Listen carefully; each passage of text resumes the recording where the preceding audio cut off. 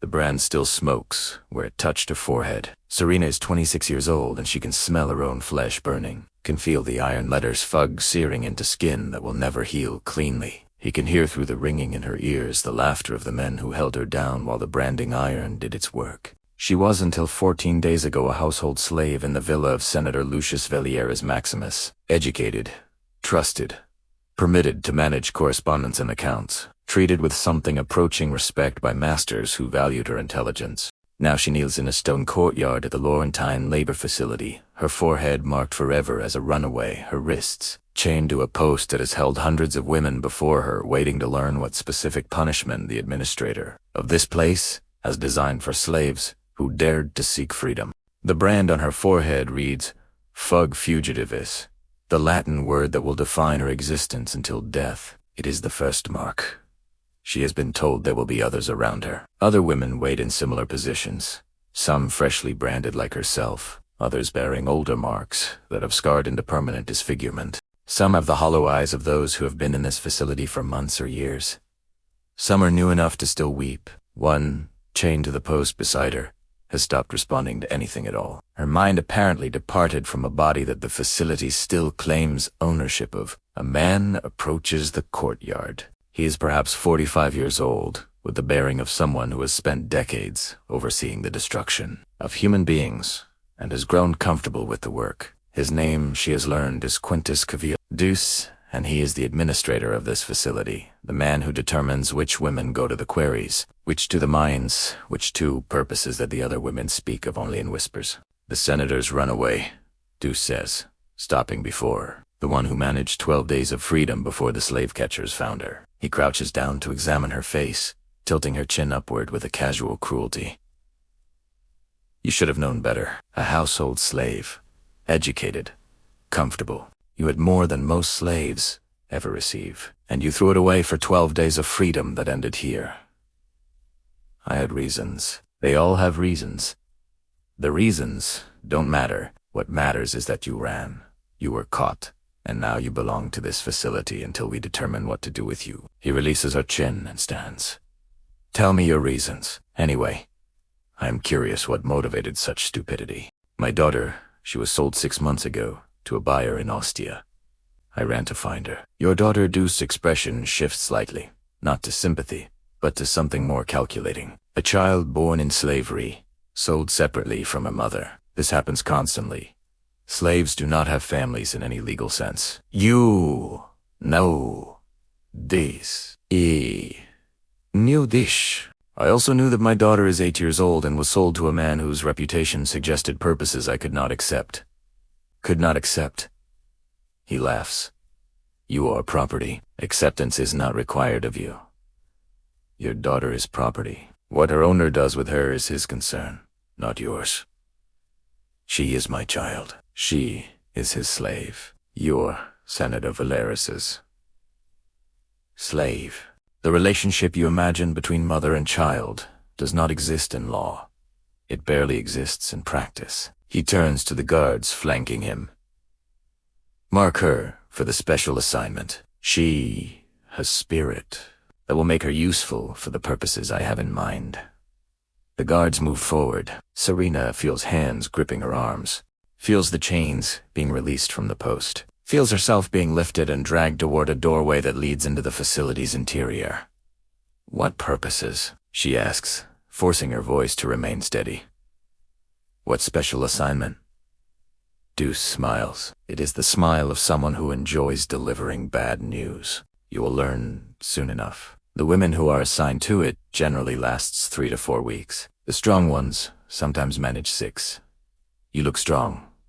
Perhaps you will set a record. She is dragged through the doorway. The last thing she sees before the darkness swallows her is Deuce walking toward the next branded woman in the courtyard, preparing to deliver another judgment. What you are about to learn has been systematically excluded from the histories that document Roman slavery as an economic institution. The historians who wrote about Roman slavery focused on legal frameworks, the property status of slaves, the rights of owners, the mechanisms by which slaves might earn or purchase freedom. They documented the philosophical debates about whether slavery was natural or conventional, the economic calculations that made slave labor profitable, the administrative systems that tracked millions of enslaved people across the empire, but they did not document what happened to slaves who ran. Running was the ultimate crime a slave could commit. It represented rejection of the entire system, denial of the owner's authority, theft of the owner's property, the slave's own body, and dangerous precedent that might encourage others.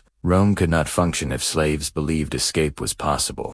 Therefore, slaves who ran had to be punished in ways that eliminated any illusion of possibility. Tonight, you will learn what those punishments actually involved. You will learn about the facilities that processed runaway slaves, the brands that marked them forever, the assignments that destroyed them systematically, the purposes that Rome preferred not to discuss openly. You will learn about the special assignments that certain facilities maintained work so brutal that it served as examples so degrading that it stripped away whatever humanity the slaves had retained, so lethal that 3 to 4 weeks was considered a normal survival time. You will learn about Serena, who ran to find her daughter and found herself in a facility designed to ensure that no slave ever ran again. Subscribe if you want to understand the full horror of what it meant to seek freedom in the Roman world. Comment below telling me where you are watching from, because Serena is about to learn what the special assignment involves. And I am going to tell you exactly what Rome did to women who dared to dream of escape. But before I describe what happened in that facility,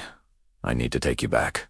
I need to explain how Roman slavery actually functioned, why running was considered the ultimate transgression, and what systems existed to punish those who committed it. Because you cannot understand what Serena faced without understanding the system that made her punishment necessary. Roman slavery was the foundation of Roman civilization. By the 1st century AD, slaves constituted perhaps 1/3 of Italy's population. Millions of human beings whose labor made possible every aspect of Roman life. Slaves worked the farms that fed the cities. Slaves staffed the households that maintained elite comfort. Slaves operated the mines that produced the metals that funded the empire. Slaves built the roads, cleaned the streets, served in the shops, crewed the ships.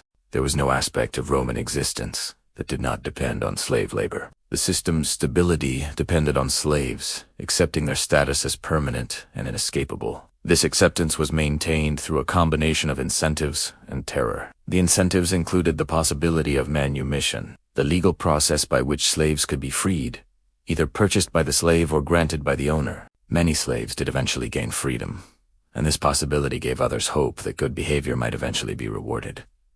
But the terror was equally important. Slaves who did not accept their status, who resisted, who ran these slaves, had to be destroyed so visibly and so completely that others would never consider following their example. The punishment for running was designed not primarily to hurt the individual runaway, but to send a message to every slave who witnessed or heard about it. The first punishment was the brand fug burned into the forehead marked a runaway permanently. The letters could not be hidden, could not be removed, would identify the slave as a runner for the rest of their life. Even if a branded slave somehow escaped again, the brand meant they could never pass as free.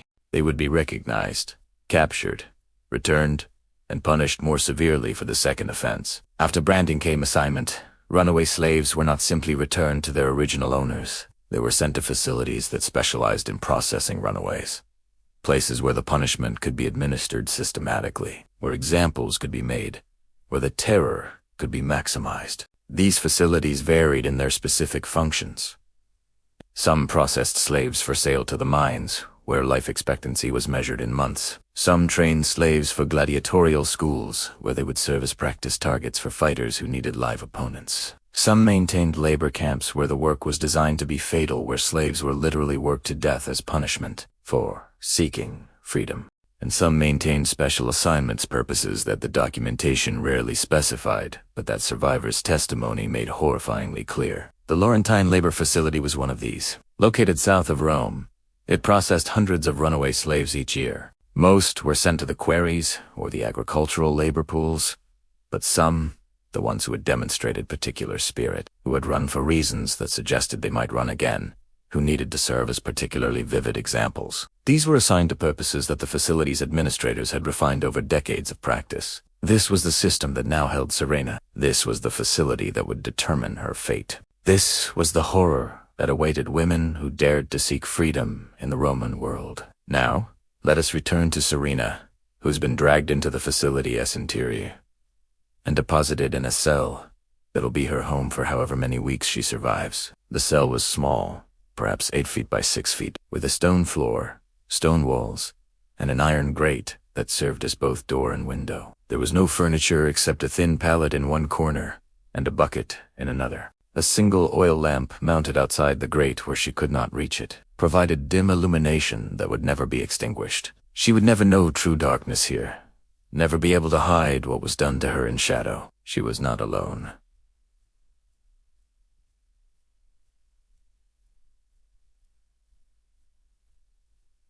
She was not alone.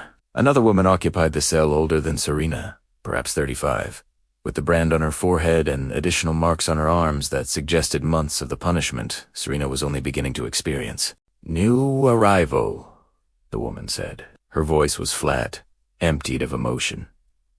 "Special assignment." "That's what he said, Deuces." "Then you have perhaps 4 weeks." "I'm at 6. I'm apparently exceptional." The woman laughed, and the sound held no humor. "My name was Calpurnia. Now I'm just number 47. They'll give you a number 2. What is the special assignment?" Calpurnia was quiet for a moment. When she spoke again, her voice was even flatter than before. "During the day, we work the quarry, stone breaking, hauling, the same as the regular labor assignments. That part is hard, but survivable. Strong women can do quarry work for years, and the rest, the nights are different. The facility generates income from the women assigned to special purposes. There are men who pay for access to runaways, men who enjoy certain things that they cannot do to slaves, who must be returned to functioning households." The implication was clear. Serena had understood it from the whispered conversations she had overheard, from the expressions on the faces of women who had been assigned before her. How often? Every night. Sometimes multiple men in a single night. The administrator maximizes revenue. We are damaged goods anyway. No one expects us to be returned in usable condition, and that's what kills women in 4 weeks. The combination kills them. Quarry work during the day breaks the body. The nights break what's left. Most women stop eating after the 2nd week. They stop sleeping after the 3rd. By the 4th week, they simply stop. Serena absorbed this. The horror was not abstract. It was specific, immediate, scheduled to begin tonight. She had perhaps 12 hours to think, to plan, to find some way to survive what was coming. "You said you're at 6 weeks. You've survived longer than most." "How?" Calpurnia looked at her with something that might have been curiosity. "Why do you want to survive?" "Most women here have nothing to survive for. Their families are dead or scattered. Their hope is gone. Death is mercy. My daughter, she's in Aust. I was running to find her when they caught me. If primera diere, she has no one. Your daughter is property. Whatever is happening to her will happen whether you live or die. But if you live, there's a chance. If I can survive this place, if I can eventually earn transfer to a different assignment, if I can find a way to reach her, you cannot reach her from here. You are marked. You are confined. You will never leave this facility except as a corpse. There has to be a way. You've survived 6 weeks. You must have hope of something." Calpurnia was quiet again. When she spoke, her voice carried something different. Not hope exactly, but the ghost of something that might once have been hope. "There is a man," she said, "a guard named Marcus. He is not like the others. He has been trying to help me, bring in extra food, warning me when particularly dangerous clients have been scheduled. He says he is working on a way to get me out. I don't know if I believe him, but believing in something is better than believing in nothing. How do I find this Marcus? You don't find him. He finds you. If he decides you're worth helping," Calpurnia lay back on her pallet, signaling that the conversation was over. "Get sleep while you can. Tonight will be the worst night of your life. Tomorrow night will be worse. The pattern continues until you cannot continue anymore." Serena lay on her own pallet, staring at the ceiling that was barely visible in the dim lamplight. She thought about her daughter Lucia, 8 years old, sold to a man in Oja, whose name she had never learned, whose purposes she had feared enough to risk everything. She thought about what was coming tonight, what would be coming every night for however many weeks she survived. She thought about the guard named Marcus, about whether he was real, about whether hope based on a stranger's uncertain promises was any hope at all. She had 12 hours she would use them to think. The first night was exactly as Calpurnia had described. The guards came for her after the evening meal, a meal she had forced herself to eat, knowing she would need strength for what was coming. They led her through corridors she had not seen, past cells holding other women, past rooms whose purposes she did not want to imagine, to a chamber at the facility's center. The chamber was arranged for the comfort of its paying visitors. Cushions, wine, oil lamps that provided more light than the cell she had come from. It looked almost civilized if you ignored the chains mounted to the walls and the instruments arranged on a table in the corner. The man who waited for her was perhaps 50 years old, well-dressed, with the bearing of someone who had enough wealth to pay for specialized services. He looked at her the way he might look at a meal that had been prepared for his consumption. "The new one," he said. "The senator's run away. I heard she was beautiful." The description was accurate. "I have been told. The rules," Serena said, forcing her voice to remain steady. "I understand what is expected of me." "The rules." The man smiled. "The rules are simple. You do what I want. You endure what I do. You provide whatever entertainment I have paid for. The only rule that matters is that you survive the night. The administrator charges more for women who can be used multiple times." What followed was exactly as bad as she had feared. The man was not merely cruel, but creative in his cruelty. Interested not just in her body, but in her suffering, in the specific expressions of pain he could produce. He took his time. He used the instruments from the table. He explained as he worked that he came to this facility specifically because the women here could not complain, could not report him, could not do anything except endure what he chose to do. When it was over, after hours that felt like days, the guards came to return her to her cell. She could barely walk. She was bleeding from places she had not known could bleed. She understood viscerally why women did not survive more than 4 weeks. But she was alive. The first night was over. She had survived it. Calpurnia was awake when she returned, watching with eyes that held the knowledge of having experienced the same thing many times over. "Worse than you imagined," she said. It was not a question. "Yes, it gets worse. The first clients are usually the gentlest. They pay less, and the administrator saves the most profitable clients for later when the woman has been prepared. How do you survive this? How have you lasted 6 weeks? Primera. Told you. I have someone who helps me, who makes it possible to continue." Calpurnia paused. "And I have something to live for. My son. He was sold separately like your daughter. He is somewhere in Rome. I do not know where, but I know he is alive. And as long as I am alive, there is a chance, however small, that I might see him again. Your son. You're surviving this for your son. I am surviving this because I refuse to give them the satisfaction of breaking me. Because every night I survive is a night they have not won. Because I will not die in this place, if there is any alternative." Serena understood. The rage that was coiling in her chest was not just about what had been done to her. It was about the system that made it possible, about the men who profited from it, about the daughter who was somewhere suffering while she suffered here. "Teach me," she said. "Teach me how to survive like you have. The first lesson is food. You must eat, no matter how much your body rejects the idea. They feed us poorly. But what they feed us is enough to maintain strength if we consume all of it. Most women stop eating after the first week. That is when they begin to die. What else? The second lesson is distance. What happens to your body is not what happens to you. You must learn to separate yourself from the flesh they are using, to go somewhere else in your mind while they do what they do. The women who cannot create that separation are destroyed by the experience.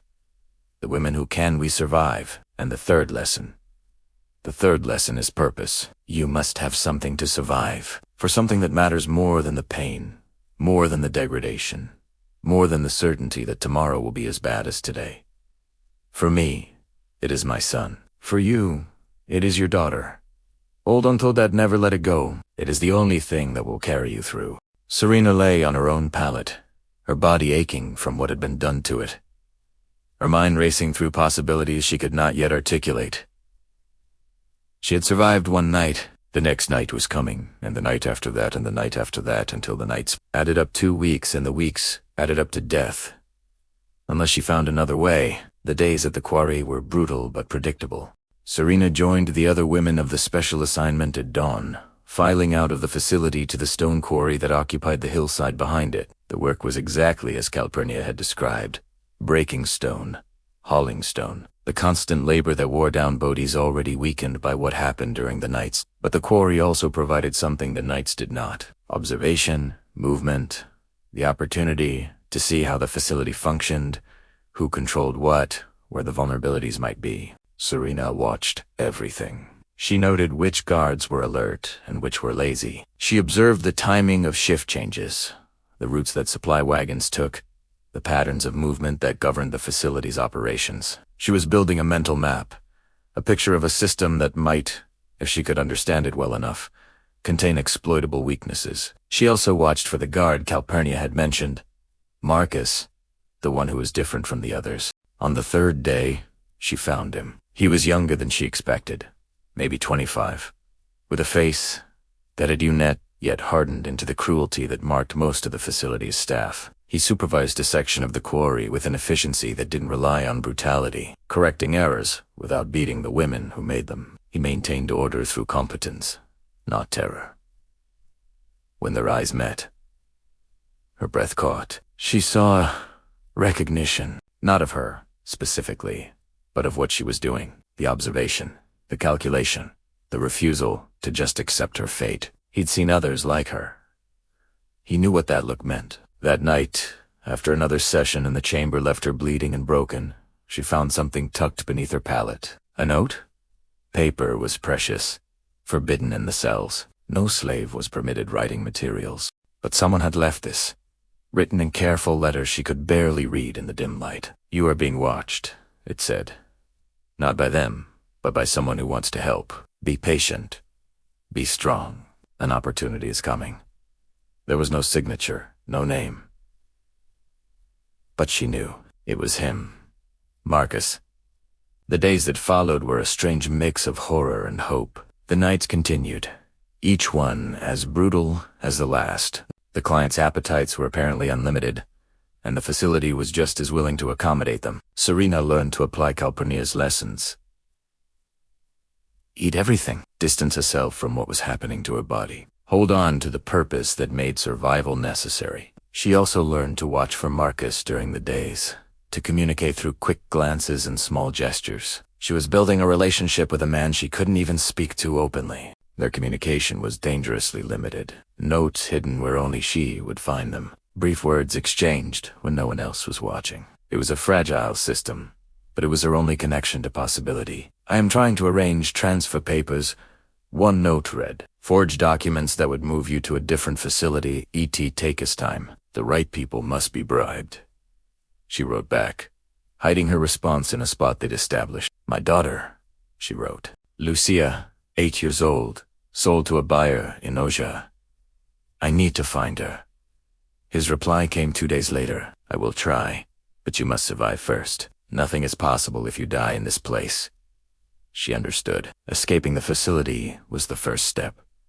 Finding Lucia was the second. Both required her to survive the nights, to maintain enough strength to act when the opportunity came. By the end of the 2nd week, she had developed a routine. She knew which guards were slightly less brutal, which clients had limits, which times of day offered moments of relative safety. She was learning the system, just like she'd learned to manage Senator Valerius's correspondence, identifying patterns, exploiting regularities, making the machinery work for her. She also had an ally.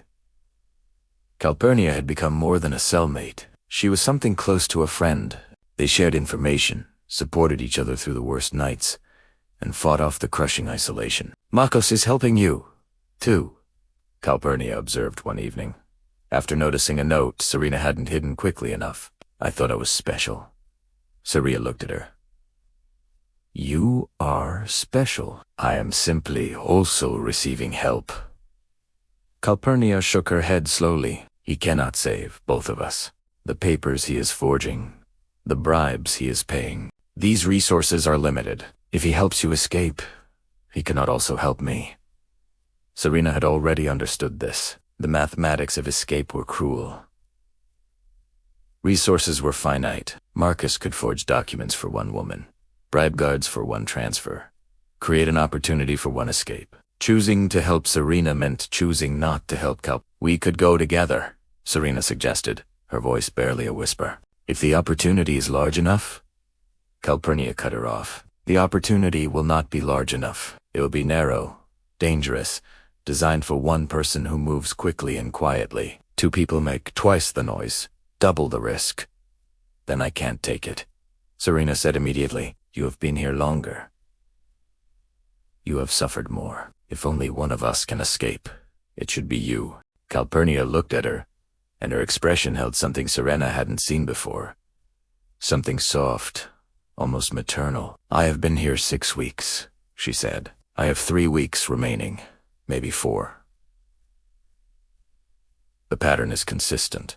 No woman survives longer than 10 weeks, no matter how strong. My time is ending whether I escape or not, so we use that time to get you out. My time should be used to get you out, Serena argued. You are stronger than I am. You have more left to give. You have a daughter who needs you. Calpurnia reached out and touched Serena's hand, a small, defiant gesture of connection. Let me help you escape. Let me do something that matters before I die. Calpurnia, Serena began, but her friend continued. My son is in Rome somewhere. I haven't seen him in 3 years. I don't even know if he's alive, but your daughter is in Noia. You know where she was taken. You have a chance of finding her, of Sabine Hare. That chance is worth more than my survival. The sacrifice was enormous. Calpurnia was offering to give up her only opportunity so that Serena could find a daughter who was not her own. Why would you do this? Serena asked. Calpurnia's gaze was steady. Because I cannot save my son, but I can help you save your daughter.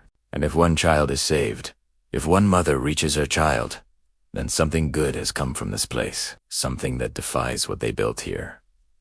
Serena wanted to argue, to find another way, but she understood the cold, hard logic. Some choices didn't have alternatives. If I escape, she said, her voice thick with emotion, if I find Lucia, I will remember you. I will tell her about the woman who helped her mother survive. Calpurnia smiled faintly. Tell her to live freely. Tell her to never let anyone put chains on her. That is the only memorial I want. The opportunity came at the end of the 3rd week. Marcus had been working with contacts outside the facility, corrupted guards, merchants whose supply wagons could provide cover. The plan was simple. A supply wagon would arrive at dawn. The driver was Marcus's contact, a freedman repaying a debt. Serena would be hidden among the supplies, covered by sacks of grain, and transported out like cargo. Once outside, she'd be taken to a safe location in Rome. Forged documents would establish her as a freed woman. The brand on her forehead couldn't be removed, but it could be explained away as a mistake from her youth. An appealed case. It would be enough to avoid immediate arrest, enough to give her time to get to Oja and find Lucia. Tonight is your last night, Marcus told her during a brief moment at the quarry. Tomorrow morning, when the wagon arrives, you will be transferred. I need you to be ready. I'll be ready, she promised. Marcus hesitated. That is something else, he said, his voice low. The administrator has scheduled a particularly valuable client for tonight, a man who pays premium rates for extended sessions. You need to survive whatever he does. If you are too damaged to move in the morning, the plan fails. I'll survive. I know you will. Marcus looked at her with something that might have been respect, or might have been something more complicated. I've watched many women pass through this facility. Most of them break. You have not broken. Whatever happens tonight, remember that tomorrow you will be free. She returned to her cell to prepare. Calpurnia was waiting, aware that the plan was reaching its culmination. Tonight, Serena said. I know, Marcus told me. I wish. Don't. There is nothing to wish for. The plan is set. You will escape and I will remain, and that is how it must be. Calpurnia managed something that was almost a smile. Do something for me. anything. When you find your daughter, when you are safe, when you are free, live well, not carefully, not fearfully, but well. Take joy in the life that I will not have. That is the best memorial you can give me. I will. I promise. That evening, when the guards came to take Serena to the chamber, she went with a calm that surprised them. They were accustomed to women who resisted, who wept, who had to be dragged. Serena walked. The client waiting in the chamber was worse than any who had come before. His appetites were specific and extreme, his willingness to cause damage apparently unlimited. He used instruments that had not been used on her before. He took his time, savoring the experience, explaining in detail what he was doing and why.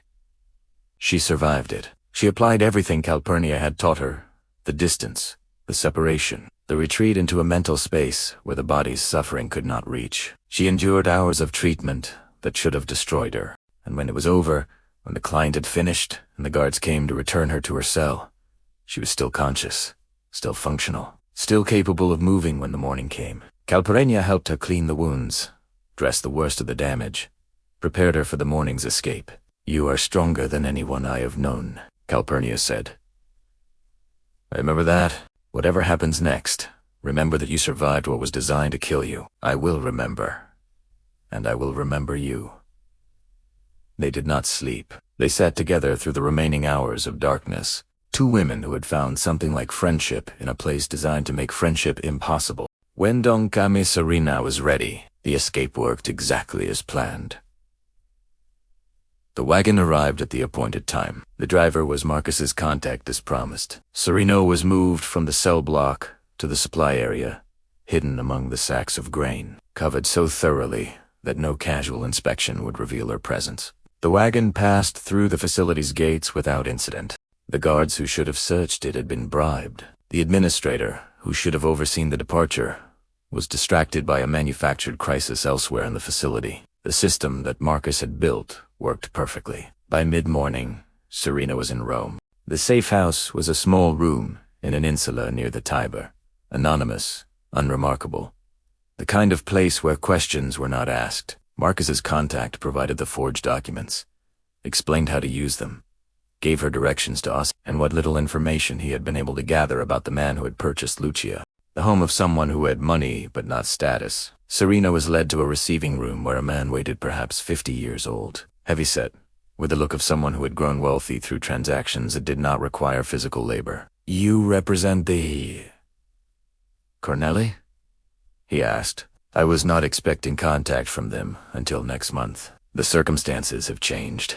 The Alexandrian shipment has been delayed. My employer sent me to discuss alternative arrangements. At sunset, this could not wait until morning. My employer values discretion. Night meetings avoid the observation that daytime visits would attract." Balba studied her, suspicious, but not quite alarmed. She had positioned herself correctly, businesslike, professional, not obviously threatening. "Very well. What arrangements does your employer propose?" "Before we discuss arrangements, I need to verify something." Serena met his eyes directly. "You purchased a slave girl 6 months ago, 8 years old. Her name is Lucia." Balba's expression changed.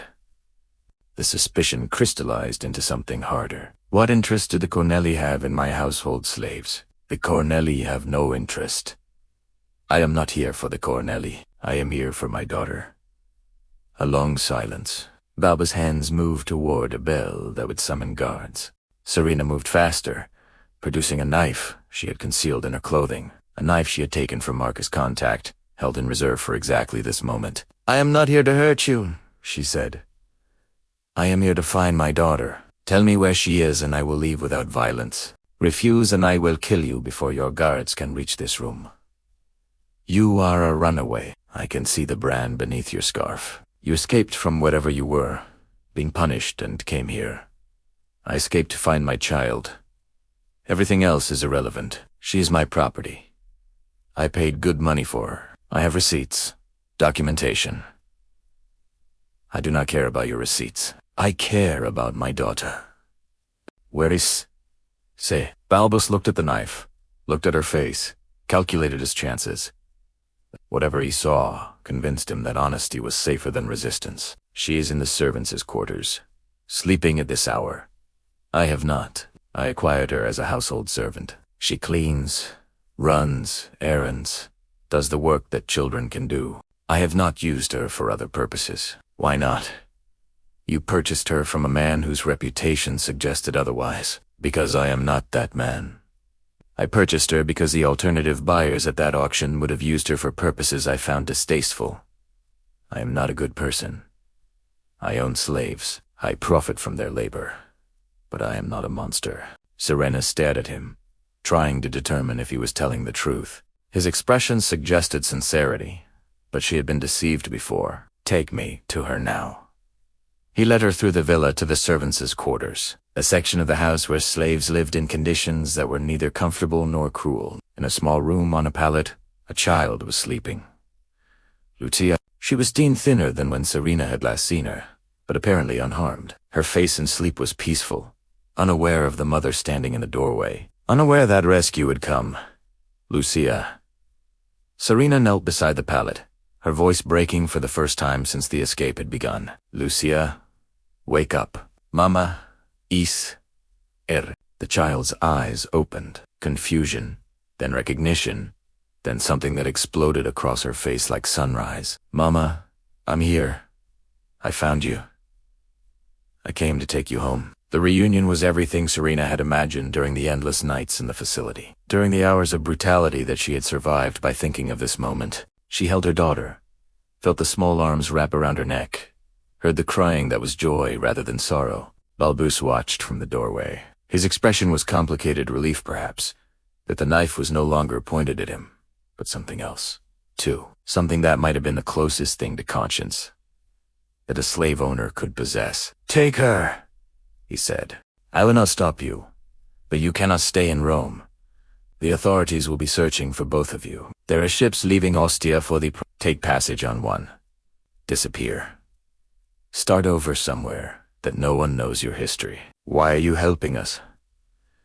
Because I have children of my own. Because I have imagined what I would do if someone took them. Because he stopped, shook his head. Because sometimes even slave owners recognize that there are limits to what property rights should permit. It was not redemption. It did not erase what he was, what he had participated in, the system he supported. But it was help offered when she needed it, and she was not in a position to refuse. Thank you, she said. Don't thank me. Just leave and never come back. They fled that night. Marcus's contact was waiting where he had promised. He took them to the harbor at Oja, to a ship that was departing from Acilia at dawn. The captain asked no questions. He had been paid to transport 2 passengers and to forget their faces immediately afterward. Serena held Lucia throughout the voyage, unwilling to let her go, unwilling to believe that the nightmare was really over. The child did not understand everything that had happened, did not understand the facility, the punishment, the horror that her mother had endured to reach her. But she understood that they were together, that they were escaping, that something terrible had ended, and something better was beginning. They reached Massilia after 3 days at sea. The city was far enough from Rome that the search for a runaway slave would not reach it quickly, if at all. It was a trading port, cosmopolitan, full of strangers who asked no questions about other strangers' pasts. They found lodging in a neighborhood of freedmen and immigrants. Serena used the forged documents that Marcus had provided, establishing herself as a manumitted slave from an obscure household, explaining the brand on her forehead as an old mistake that had been legally corrected. The story was fragile, but it held. Tastes survive. They built a life. Serena found work as a scribe. Her education from Senator Valerius's household, proving valuable in ways she had not anticipated. Merchants needed letters written, accounts maintained, correspondence managed. Her skills were in demand. Her income was sufficient. Lucia grew up free. Not legally free. She was still technically the property of Gnaeus Babilius Balbus, who had the receipts to prove it, but practically free, living as the daughter of a working woman in a city that did not much care about legal technicalities. Years passed. The danger of discovery gradually receded. The brand on Serena's forehead faded from fresh wound to old scar, no longer attracting immediate attention. The search for a runaway slave from the Laurentine labor facility was abandoned or forgotten. The system that had nearly destroyed her moved on to new victims.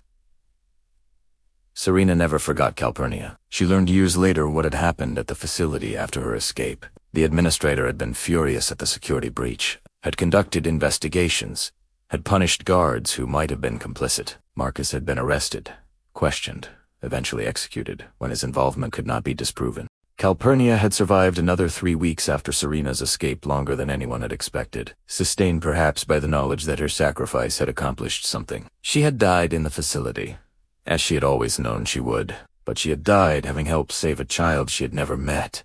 Serena told Lucia about her, told her daughter about the woman who had taught her mother how to survive, who had given up her own chance at escape so that Lucia could have a mother, told her to remember, to honor the sacrifice, to live the life that Calpurnia had asked her to live. Lucia grew up hearing these stories, grew up understanding what her mother had endured, what the woman in the facility had given, what freedom had cost. She grew up determined to live well, not carefully, not fearfully, but well, as the best memorial she could offer to the woman who had died so she could live. What you have learned tonight is not the history that Rome wanted remembered.